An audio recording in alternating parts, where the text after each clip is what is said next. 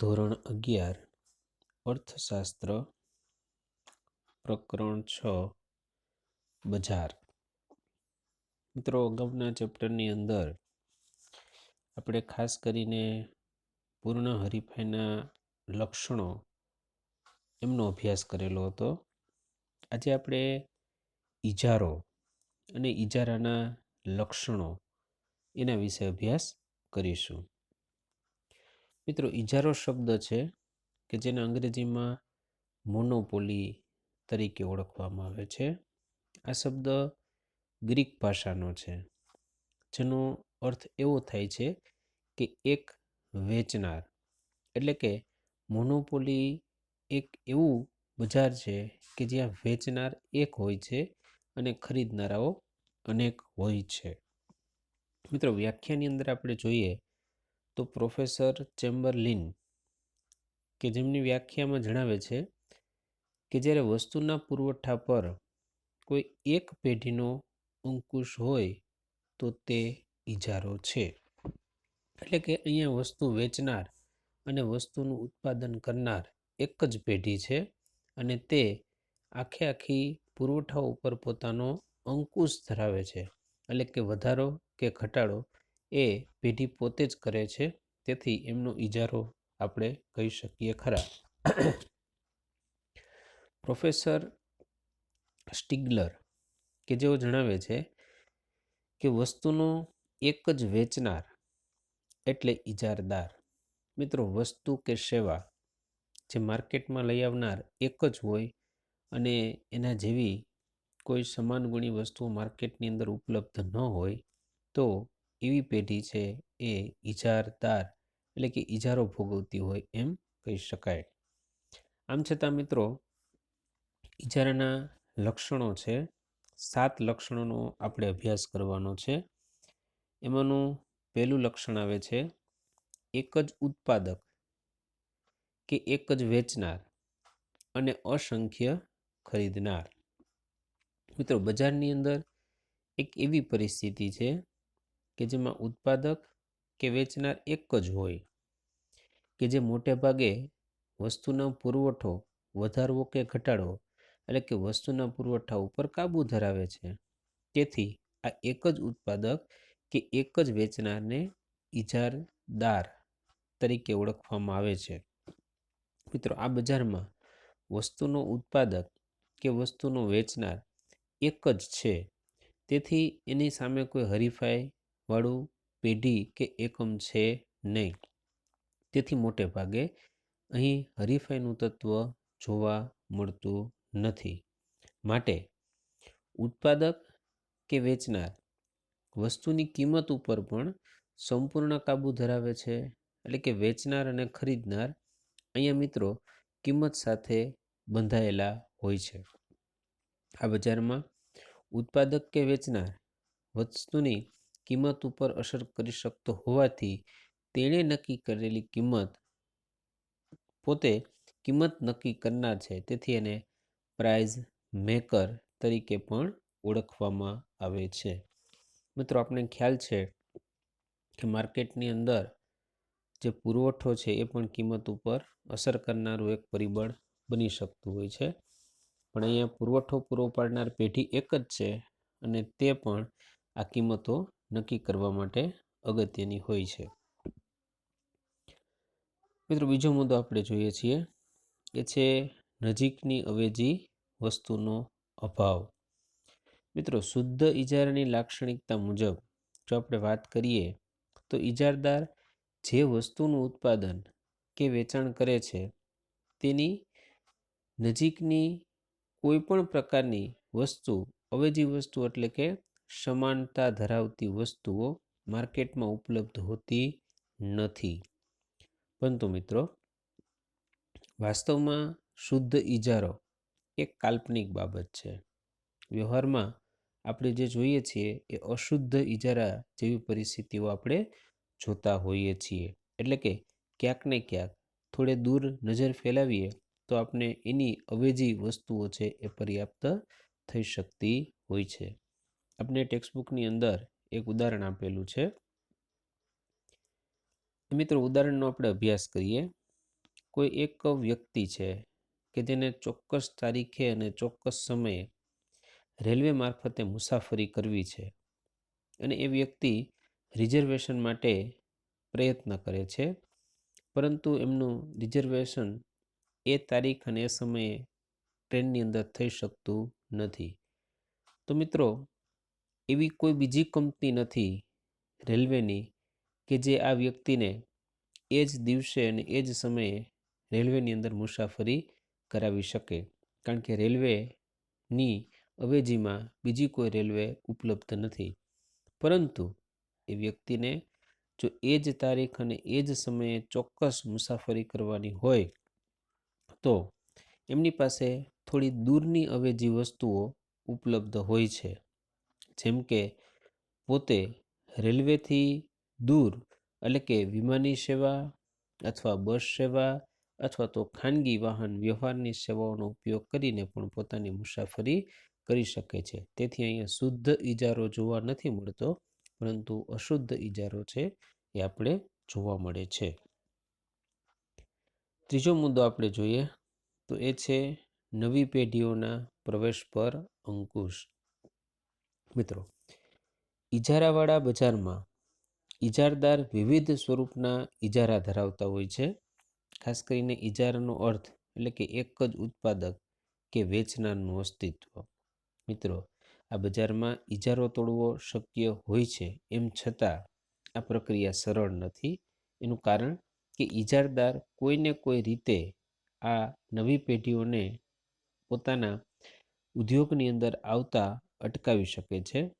એનો મતલબ એવો થાય છે કે જો ઇજારાદાર કોઈ પણ કારણ કે કુદરતી કારણ હોય, કાયદાકીય હોય, અનુભવ હોય અથવા આવડત હોય વગેરે કોઈને કોઈ પાસાઓનો ઉપયોગ કરી અને નવી પેઢીઓને પ્રવેશ માટે અવરોધો ઊભા કરે છે. તેથી ઇજારાવાળા બજારમાં નવી પેઢીઓનો પ્રવેશ સામાન્ય રીતના સરળ રહેતો નથી અને નવી પેઢીઓના પ્રવેશ ઉપર મોટે ભાગે અંકુશ જોવા મળતો હોય છે. ત્યાર પછી ચોથી લાક્ષણિકતાઓ આપણે જોઈએ. લાક્ષણિકતા છે કિંમત અથવા તો વેચાણ ઉપર કાબુ. મિત્રો, આપણે પહેલી લાક્ષણિકતામાં જોયું કે એક જ ઉત્પાદક અને એક જ વેચનાર છે. એક જ ઉત્પાદક અને એક જ વેચનાર હોવાને કારણે મોટે ભાગે એ પોતે જ કિંમતો નક્કી કરે છે. તેથી કિંમત અને વેચાણ ઉપર સામાન્ય રીતના એનો પોતાનો કાબુ હોય છે, એનો અંકુશ હોય છે. એટલે કે ઇજારાવાળા બજારમાં ઇજારદાર મહત્તમ નફાના આશયથી વસ્તુના પુરવઠા ઉપર પોતાનો સંપૂર્ણ કાબુ ધરાવે છે. પરંતુ ઇજારદાર એકસાથે વસ્તુની કિંમત અને વેચાણ આ બંને ઉપર કાબુ મેળવી શકતો નથી. એનો મતલબ એવો કે જો ઇજારદાર પેઢી વસ્તુની કિંમત ઊંચી નક્કી કરવા માગતી હોય તો તેને બજારમાં વસ્તુનું ઓછું વેચાણ સ્વીકારવું પડશે. અને જો આ ઇજારદાર પેઢી બજારની અંદર મહત્તમ વેચાણ કરવા ઈચ્છતી હોય તો તેણે વસ્તુની કિંમત નીચી સ્વીકારવી પડશે. આમ ઇજારદાર કિંમત અને વેચાણરૂપી બંને એક સાથે નક્કી કરી શકતા નથી. મોટે ભાગે એ લોકો ઊંચી કિંમત લઈ અને વધુ વેચાણ કરવું એ ઇજારદાર માટે કેવું બનતું હોય છે? અશક્ય બનતું હોય છે. પાંચમી લાક્ષણિકતાઓ આપણે જોઈએ તો એ છે અસામાન્ય નફો. મિત્રો, જ્યારે એક જ પેઢી વેચનાર હોય અથવા ઉત્પાદક હોય અને સામે ખરીદનારાઓ અસંખ્ય હોય, સાથે સાથે કિંમતો પણ આ પેઢી જ ઇજારદાર નક્કી કરતી હોય, એવા સંજોગોની અંદર અસામાન્ય નફો એ પ્રાપ્ત કરી શકે છે. ઇજારાવાળા બજારમાં ઉત્પાદક કે વેચનાર એક જ છે. ઉપરાંત આ બજારમાં નવી પેઢીઓનો તો પ્રવેશ પ્રતિબંધિત છે. એટલે કે ટૂંકો ગાળો હોય કે લાંબો ગાળો હોય, કોઈ પણ હરીફાઈ વગર અસામાન્ય નફાની સ્થિતિનો લાભ લઈ શકાય છે. અહીં વસ્તુનો વેચાણ કિંમત ઊંચી રાખી શકાતી હોય છે. તેથી સરેરાશ ખર્ચ થી ઊંચી કિંમત રાખી અને નફાનું પ્રમાણ વધારે જોવાય છે, જેને આપણે અસામાન્ય નફો એમ ઓળખી શકીએ. છઠ્ઠું જોઈએ, કિંમત ભેદભાવ. મિત્રો, ઇજારાવાળા બજારની જો આપણે વાત કરીએ તો એવા બજારની અંદર ઉત્પાદક કે વેચનાર કિંમત નક્કી કરનાર હોવાથી હરીફાઈનું તત્વ જોવા મળતું નથી. એની પાછળનું કારણ કે અહીં આ બજારની અંદર વસ્તુ કે સેવા પૂરી પાડનાર એક જ પેઢી છે. નવી પેઢીના પ્રવેશ ઉપર અંકુશ છે, પ્લસ પુરવઠા ઉપર પણ પોતાનો કાબુ છે. એનો મતલબ એવો થયો છે કે ઇજારદાર ઘણીવાર આ તકનો લાભ લે અને એક જ વસ્તુની જુદી જુદી કિંમત વસૂલે છે, અથવા તો વસ્તુના જુદા જુદા ઉપયોગ અનુસાર જુદી જુદી કિંમત પણ વસૂલી શકે છે. આમ સરવાળે જો જોઈએ તો કિંમત ભેદભાવ નીતિનો પણ ઉપયોગ કરી શકે છે. દાખલા તરીકે કોઈ એક વ્યવસાયિક વ્યક્તિ છે, ડૉક્ટર છે, કોઈ એક જ સ્પેશિયાલિસ્ટ ડૉક્ટર છે, એ અલગ અલગ દર્દીઓ પાસેથી અલગ અલગ કિંમત પણ લઈ શકે છે, અથવા તો મિત્રો એ પોતાની કિંમત મહત્તમ રાખી અને કિંમત ભેદભાવ છે એમનો લાભ પણ લઈ શકે છે. હવે મિત્રો આપણે જોઈએ છીએ પેઢી એજ ઉદ્યોગ. મિત્રો આપણે સૌથી પહેલાં બે શબ્દોને સમજવા પડશે. એક પેઢી એટલે શું અને બીજું ઉદ્યોગ એટલે શું. પહેલાં આપણે જોઈએ ઉદ્યોગ.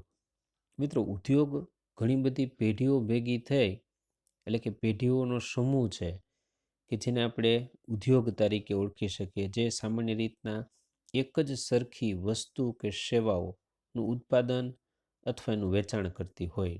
દાખલા તરીકે સિમેન્ટ ઉદ્યોગ, દાખલા તરીકે લોખંડ ઉદ્યોગ. મિત્રો, સિમેન્ટ ઉદ્યોગની જો આપણે વાત કરીએ તો સિમેન્ટનું ઉત્પાદન કરતી ઘણી બધી પેઢીઓનો સમૂહ કે જે સામાન્ય રીતના એક જ પ્રકારની સિમેન્ટ ઉત્પાદન કરે છે અને માર્કેટની અંદર પોતાનો જથ્થો છે એ આપે છે. જો આપણે લોખંડ ઉદ્યોગની વાત કરતા હોઈએ તો મિત્રો લોખંડ ઉત્પાદન અને વેચાણ કરતી ઘણી બધી કંપનીઓનો સમૂહ કે જેને આપણે લોખંડ ઉદ્યોગ તરીકે ઓળખી શકીએ ખરા. હા મિત્રો, આપણે પેઢીને ઓળખીએ તો કે પેઢી એટલે શું છે, તો એક સ્વતંત્ર એકમ છે. એટલે કે કોઈ એક વસ્તુ કે સેવાનું ઉત્પાદન કરતું એક સ્વતંત્ર એકમ. જ્યારે આવા ઘણા બધા સ્વતંત્ર એકમો એક જ સરખી વસ્તુ કે સેવાનું ઉત્પાદન કરવાનો જો સમૂહ બની જાય તો એને આપણે ઉદ્યોગ તરીકે ઓળખી શકીએ. પરંતુ મિત્રો, અહીંની પરિસ્થિતિ કેવી છે કે ઇજારાવાળા બજારમાં તો ઉત્પાદક કે વેચનાર એક જ છે. એનો મતલબ એવો કે જે પેઢી છે એ જ શું છે, તો કે ઉદ્યોગ છે. માટે એમ કહી શકીએ કે ઇજારાવાળા બજારમાં પેઢી એ જ ઉદ્યોગ છે. અહીંયા કોઈ હરીફાઈ કરનાર અન્ય કોઈ પેઢી સામેલ થતી નથી. મિત્રો, આપણે ઇજારાના લક્ષણોનો અભ્યાસ કરતા હતા. એમાં આપણે સૌથી પહેલું લક્ષણ જોયું તો કે એક જ ઉત્પાદક કે એક જ વેચનાર હોય છે, પણ સામે અસંખ્ય ખરીદનાર હોય છે. એની અંદર ખૂબ અગત્યની વસ્તુ આવશે પ્રાઇસ મેકર, એટલે કે કિંમત નક્કી કરનાર. બીજી વાત આપણે કરતા હતા લાક્ષણિકતા, એ હતી નજીકની અવેજી વસ્તુનો અભાવ. મિત્રો, અહીંયા મુખ્ય બાબત એ હતી કે ખૂબ નજીકની અવેજી વસ્તુનો અભાવ છે, પણ થોડી દૂરની અવેજી વસ્તુઓ ઉપલબ્ધ છે. એટલે કે નજીકની અવેજી વસ્તુઓનો અભાવ આપણે ચોક્કસ રીતના જોઈ શકીએ છીએ, જે આપણે ઉદાહરણ દ્વારા સ્પષ્ટ કર્યું. ત્રીજું જોઈએ છીએ તો કે નવી પેઢીના પ્રવેશ ઉપર અંકુશ. મિત્રો, જ્યારે કોઈ પેઢી છે એ અસામાન્ય નફો કરતી હોય ત્યારે એવું જ ઉત્પાદન કે સેવા પૂરી પાડતી અન્ય પેઢીઓ એ ઉદ્યોગમાં પ્રવેશ માટે આવા પ્રયત્ન કરતી હોય છે. પરંતુ જે પેઢી વર્તમાન સમયની અંદર ઉદ્યોગની પ્રક્રિયા કરતી હોય એ બાકી કોઈ પણ પોતાની કુનેહ આવડત દાખવી અને નવી પેઢીઓના પ્રવેશ માટે ક્યાંક ને ક્યાંક અવરોધ કરતી હોય છે. ચોથી લાક્ષણિકતા આપણે જોઈ એ હતી કિંમત અથવા વેચાણ ઉપર કાબુ. મિત્રો અહીંયા પેઢીની બે બાબતો આપણે જોયેલી હતી. જો ઊંચી કિંમત મેળવવી હોય તો વેચાણનો ઘટાડો છે એ સ્વીકારવો પડે, અને જો વેચાણનો વધારો ઈચ્છતો હોય તો નીચી કિંમત છે એ સ્વીકારવી પડતી હોય છે. પાંચમી લાક્ષણિકતા આપણે જોઈ હતી અસામાન્ય નફો. મિત્રો અહીંયા અસામાન્ય નફો એટલા માટે રહે છે કારણ કે અહીંયા નવી પેઢીઓનો પ્રવેશ હોય છે, ખરીદનારાઓ ઘણા હોય છે, અને ખાસ કરીને સરેરાશ ખર્ચથી ઊંચી કિંમત રાખી શકાય છે અને મહત્તમ નફો છે એ પ્રાપ્ત કરી શકાય છે. ત્યાર પછી આપણે જોતા હતા છઠ્ઠી લાક્ષણિકતા કિંમત ભેદભાવ. તો મિત્રો અહીંયા ઇજારદારવાળી પરિસ્થિતિને કારણે કોઈ એક જ સરખી વસ્તુઓનું વેચાણ જુદી જુદી કિંમતે કરી અને કિંમતો વસૂલ કરી શકાય છે. દાખલા તરીકે આપણે ડૉક્ટર અને અન્ય કોઈ પણ પેઢી છે એમના ઉદાહરણોનો અભ્યાસ કરેલો, અને છેલ્લે આપણે જોયેલું હતું પેઢી એજ ઉદ્યોગ. તો મિત્રો આ રીતના આપણે ઇજારાના લક્ષણોનો અભ્યાસ કરેલો છે.